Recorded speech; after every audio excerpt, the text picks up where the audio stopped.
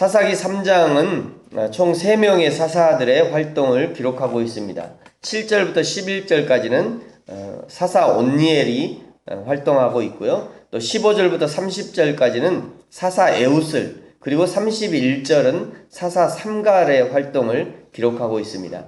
3장 10절에서 사사 온니엘이 메소포타미아의 왕 구산 리사다임을 물리치고 이스라엘을 구원해냄으로 인해 이스라엘은 40년간 평온한 삶을 살게 되었습니다.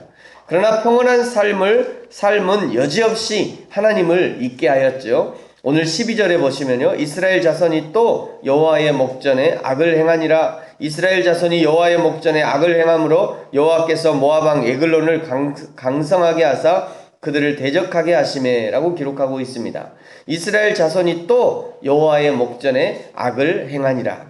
또 변함없이 여전히 혹시나 했더니 역시나 악을 행하고 말았습니다. 여러분은 이제 지금부터 사사기 16장까지요 계속해서 아주 질릴 정도로 이스라엘 자손이 또 죄를 범하였다 라는 말씀을 듣게 될 것입니다. 어떤 사람은 이제 그만 좀 하자고 화를 낼 수도 있을 것 같습니다. 이른 새벽부터 이스라엘의 죄 이야기, 하나님의 심판의 이야기를 들어야 하는 것이 곤혹스러울 수도 있을 것 같습니다. 그러나 성도 여러분, 이스라엘의 이 실패의 이야기를 들으시면서 자신의 실체를 적나라하게 들여다보시기 바랍니다. 어찌 보면 이스라엘보다 더 악랄하고 더 실패투성이이며 더 교묘하게 하나님을 속이려 하는 자신을 발견해야 할 것입니다. 그리고 이스라엘이 고통 중에 울부짖을 때 그때 이스라엘과 함께 울부짖으십시오. 성경이 그저 수천 년, 수백 년 전에 지어진 책으로 끝나는 것이 아니라 인생의 역사, 나의 역사를 기록하고 있다는 것을 알아차리시고, 이스라엘이 울 때 함께 울고, 이스라엘이 감사할 때 함께 감사하고, 이스라엘이 높여 찬양할 때 함께 찬양하는 저와 여러분이 되어지기를 축복합니다. 그리하면 성경에 흐르는 하나님의 놀라운 사랑을 발견하게 될 것이고요, 성경에 흐르는 생명의 영생수가 내 영혼에 흘러넘쳐서 나의 영혼을 살리고 살찌우는 생명의 양식이 될 것입니다. 이스라엘은 또 하나님을 잊어버렸고 범죄하였습니다. 오늘 14절은요 18해 동안 모압의 왕 에글론을 섬겼다라고 기록하고 있죠. 그러나 이스라엘이 고통 중에 하나님을 부를 때 하나님은 기다렸다는 듯이 한 구원자를 세우시고 그를 통하여 이스라엘 구원의 역사를 시작합니다. 그가 바로 왼손잡이 에웃이라고 말씀합니다. 우리 15절은 같이 한번 읽겠습니다. 시작. 이스라엘 자손이 여호와께 부르짖음에 여호와께서 그들을 위하여 한 구원자를 세우셨으니 그는 곧 베냐민 사람 게라의 아들 왼손잡이 에웃이라. 이스라엘 자손이 그를 통하여 모압 왕 에글론에게 공물을 바칠 때에. 아멘. 에웃은 왼손잡이였다고 성경이 기록하고 있습니다. 이것은 오른손을 사용하지 못하는 자를 의미하는 것이 아니라 다른 사람에 비해서 왼손이 발달된 자를 의미하는 것으로 보아야 합니다. 사사기 20장 16절에요 이 에웃이 속한 베냐민 지파 중에는 왼손잡이가 700명이나 있었다고 기록하고 있습니다. 베냐민 지파 중에는 왼손잡이가 많이 있었다는 것이죠. 베냐민 지파 중에 왼손잡이라는 것은 특별한 조건이 되지 않는다는 것을 보여주는 것입니다. 그러나 하나님은 특별하지 않은 이 왼손잡이를 특별하게 사용하셨습니다. 이스라엘 백성이 조공을 바치는 때에 이스라엘 구원을 위해서 사용하신 것이죠. 16절을 보시면요 왼손잡이 에웃이 그의 오른쪽 허벅지 옷 속에 좌우에 날선 예리한 단검을 숨겼다고 기록하고 있습니다. 정상적인 조공을 바치는 모든 절차를 마치고 돌아가다가 마치 중요한 보고사항을 잃어버린 것처럼 꾸며서 다시 모압의 왕 에글론에게 돌아갑니다. 19절은요 왕에게 은밀한 것을 보고하겠다고 말하고 왕과 단독으로 대면하게 됩니다. 20절 왕은 서늘한 다락방에 홀로 앉아 있었다고 증언하죠. 당시에 서늘한 다락방은 개인적인 시간을 가질 때 또는 개인적인 용물을 볼 때 그리고 낮잠을 즐길 때 사용되었다고 합니다. 그때 왼손잡이 에웃이 오른쪽 허벅지에 숨겨놓은 단검을 전혀 티나지 않고 의심을 사지 않게 자연스러운 행동으로 단번에 비명 소리도 나지 않게 완벽하게 모압의 왕을 제거합니다. 17절에서 모압의 왕 에글론이 매우 비둔한 자, 뚱뚱한 자였다고 말씀하고요. 22절에는 에웃의 칼이 등 뒤에까지 나갔고 기름이 칼날에 엉겼다라고 기록하고 있습니다. 이 왼손잡이 에웃의 소식은 고통 중에 있던 이스라엘에게 희망의 소식이요, 대적을 물리칠 찬스가 왔음을 알리는 신호탄이 되었습니다. 28절 에웃이 앞서가면서 나를 따르라 요청하자 이스라엘 무리가 에웃을 따라 모압을 향해 진격합니다. 29절은 같이 한번 읽겠습니다.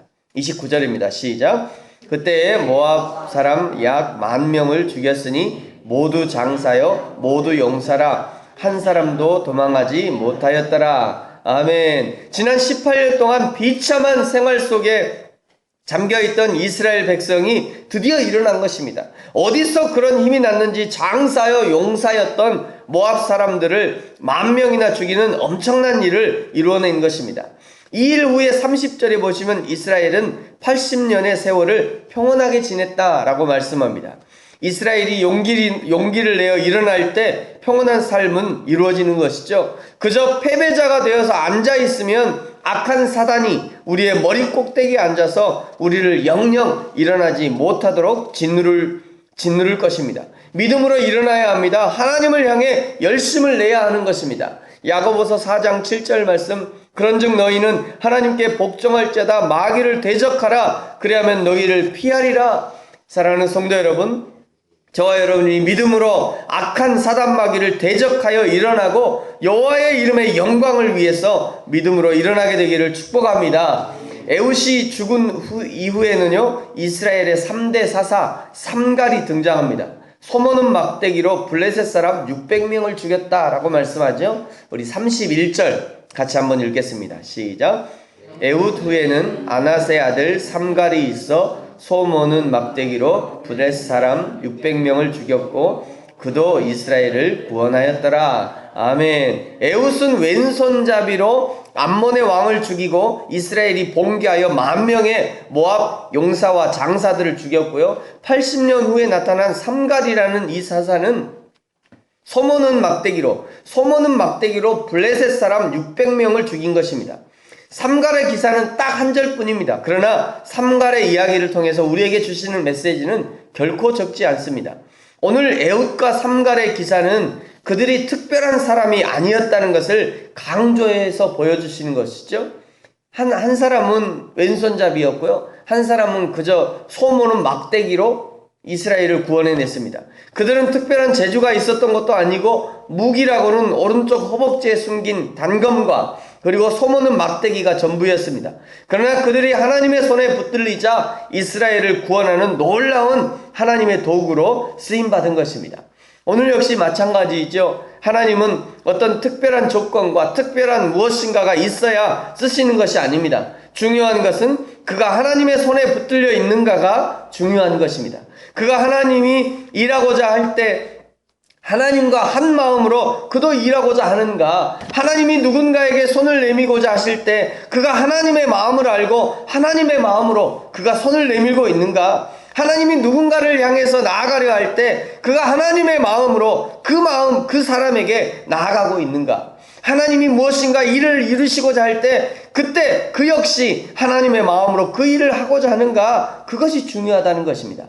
만약 그렇다면 왼손잡이라도 괜찮습니다. 그의 손에 그저 한 자루 소모는 막대기가 들려있어도 상관없습니다. 그 왼손을 사용하시고 그 손에 들려있는 그 막대기를 사용하셔서 하나님의 위대한 일을 이루시는 것입니다. 사랑하는 성도 여러분, 저와 여러분의 손에 무엇이 들려있습니까? 지금 저와 여러분의 조건은 어떤 조건입니까? 내 생각에는 도무지 하나님의 일을 하기 적당하지 않다고 생각할지 모르지만 그것이 어떤 조건이든지 하나님의 손에 붙들리면, 하나님의 손에 붙잡힌 바 되면 상황은 언제든지 180도 바뀔 수 있는 것입니다. 오늘 이 하루가 하나님의 마음을 알고 하나님이 원하시는 그 일에 믿음으로 동참하여서 하나님의 위대한 일을 이루어드리는 저와 여러분이 되어지기를 예수님의 이름으로 축복합니다. 기도하겠습니다.